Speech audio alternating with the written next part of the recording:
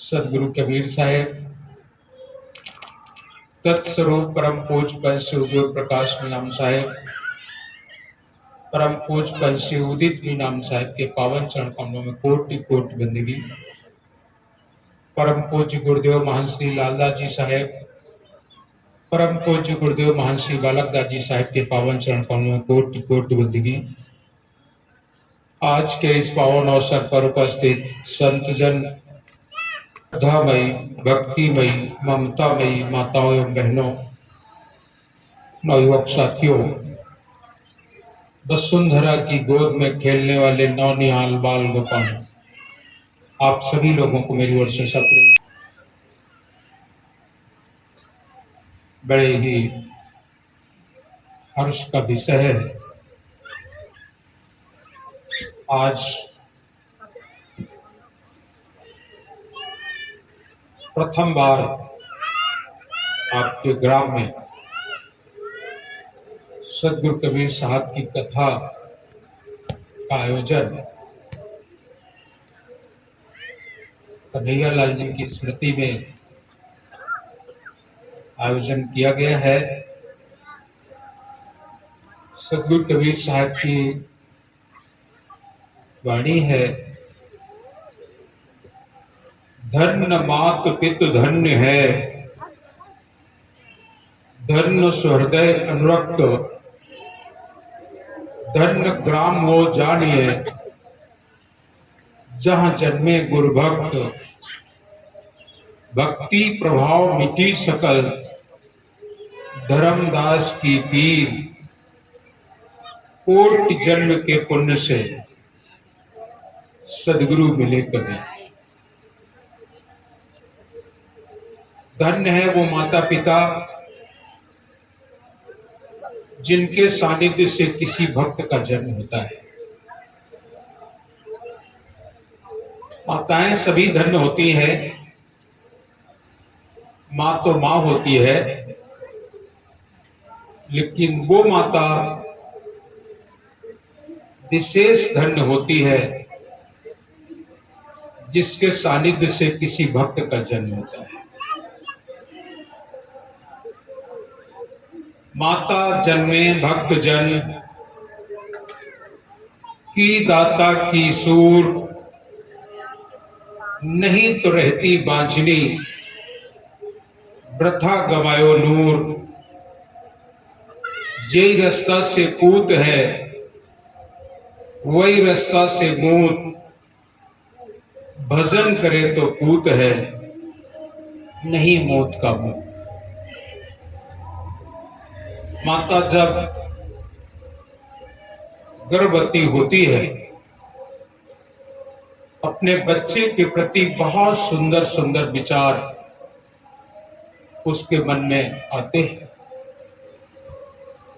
अगर वो बच्चा बड़ा होने पर उसके विचार के अनुरूप चलता है, भक्ति मार्ग में चलता है या धार्मिक प्रवृत्ति का है। अन्न में भी बताया गया है कि सूरवीर भी है, दानी है, वो माता धन्य हो जाती है। लेकिन जिस मां के गर्भ से बच्चा दुष्ट प्रकृति का पैदा होता है, राक्षसी प्रवृत्ति का पैदा होता है, ऐसी माता जीवन भर अपने को कोसती है और कहती है कि ऐसी संतान से ना होती तो अच्छा। इसीलिए साहब कबीर कहते हैं, धन्य मातु पितृ, धन्य सुहृदय अनुरक्त, धन्य ग्राम वो जानिए जहां जन्मे गुरु भक्त। भक्तों के नाम पर उनके माता पिता की पहचान होती है, उनके गांव को जाना जाता है, उनके देश को जाना जाता है, भक्तों की महिमा अपरंपार होती है। हम आप सुंदर मानव तन पाए हैं और इस सुंदर मानव तन को पाकर अगर हमारे जीवन में मानवता नहीं है, प्रेम नहीं है, श्रद्धा नहीं है, भक्ति नहीं है, मर्यादा नहीं है, तो मनुष्य होने से फायदा ही क्या है। भोजन छाजन मैथुन कर्मा, मोह नींद और खटकर्मा, पस मानुष सबही में व्यापे। भोजन की सभी को आवश्यकता होती है और सभी लोग भोजन की व्यवस्था भी कर लेते हैं। सभी जीव, जो जीव जैसा है उसके भोजन की वैसी व्यवस्था की गई है। सभी को भोजन चाहिए और सभी भोजन करते भी हैं। छाजन का मतलब रहने का स्थान। जो पशु, जो पक्षी, जो कृमक्री, ये सब के सब अपने आप ही रहने का स्थान बना लेते हैं, अच्छा सा अच्छा बना लेते हैं, मजबूत से मजबूत बना लेते हैं। पशु पक्षी भी मैथुन कर्म, बहुत से पशु पक्षी मैथुन कर्म करते हैं। मोह पशुओं में भी पाया जाता है, चिड़ियों में भी पाया जाता है। नींद, सोने के लिए सभी जीव सोते भी हैं, शयन करते हैं। कोई रात्रि में शयन करता है, कोई दिन में शयन करता है। और जितने खटकर्म हम आप करते हैं सब पशु पक्षी भी करते हैं। किलोल करते हैं, दौड़ते हैं, कूदते हैं, खेलते हैं। धर्मदास साहब पूछ रहे हैं, जितने ये सारे गुण हैं ये तो मनुष्यों में भी पाए जाते हैं। सभी लोग भोजन के लिए परेशान रहते हैं, मकान बनाने के लिए परेशान रहते हैं। सभी को विषय है, कर्म काम का विषय है। मोह, पशु पक्षियों को जैसा मोह है मनुष्य को भी मोह है। और बहुत सारे खटकर्म हम लोग भी करते हैं, मिलना जुलना, खेलना कूदना, हंसी मजाक। पशुओं में और फिर हमने आप में अंतर क्या हुआ? 84 लाख योनियों में सबसे श्रेष्ठ मानव है।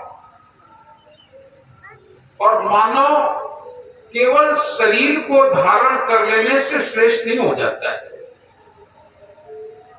केवल मानव शरीर को धारण कर लेने से कोई मानव नहीं हो जाता है।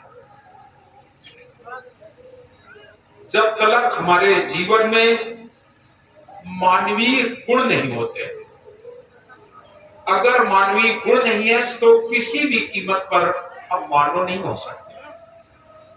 इसलिए अनादिकाल से दो तरीके के लोगों का आगमन इस संसार में हुआ है, एक देवता और एक दैत्य। देवता प्रकृति के लोग जो प्रेम भाव, सद्भाव, आस्था, रहना सहना एक साथ, आचरण व्यवहार खान पान से निर्मल पावन है, उन्हें इंसान कहा है। लेकिन जिनका आहार विहार गंदा है, खराब है, उन्हें पहले से ही राक्षस की सीढ़ी में गिना गया है। जिनका आहार विहार अच्छा नहीं है वही राक्षस होते हैं। जिनका आहार विहार अच्छा है उन्हें मनुष्य कहा जाता है। मनुष्य देखने में तो एक जैसा होता है, जिनके जीवन में मानवीय गुण दया, क्षमा, सद्धी, विचार, ज्ञान, योग, वैराग, भक्ति है, उन्हें मनुष्य कहा जाता है। इतना सुंदर मानव तन पाकर हम अगर मानवीय गुणों से दूर हैं तो फिर हम इंसान नहीं हो सकते। हम एक इंसान हैं, लेकिन कर्म से इंसान होकर के भी अपराक्षस हो जाते हैं। सदगुरु कबीर साहब इस धरा भूमि पर आए हैं। वैसे तो सदगुरु कबीर साहब का आगमन इस धरा भूमि पर चारों युगों में हुआ है। सतयुग में सत्सुकृत कहलाए, त्रेता नाम मुनीन्द्र धराए, द्वापर करुणा में कहलाए, कलयुग नाम कबीर कहाए, चारों युग धर्म प्रगट शरीरा, माया रहित हरि सत्य। चारों युगों में उनका आगमन हुआ है। सतयुग में सत्सुकृत के नाम से आए, त्रेता में मुनीन्द्र के नाम से आए, द्वापर में करुणामय के नाम से आए, और कलयुग में उनका आगमन सदगुरु कबीर साहब के नाम से। चारों युगों में उन्होंने जीवों को सत्य का संदेश दिया। यह जीव इस संसार में भूल गया है, भटक गया है। भूले हुए जीव को, भटके हुए जीव को मार्ग दिखलाने के लिए सदगुरु कबीर सत्य लोक से आते हैं। अमर लोक से हम चले आए जगत मझारा हो, सही छाप परवाना लाए समृत के कढ़ियारा हो। जीव दुखी देखे भव सागर पर, ता कारण पड़ता है। जीवों को दुखी देखकर, इस संसार में जीव दुखी है, इसके दुख को देखकर साहब इस संसार में आते हैं। दुख इस संसार में हम लोग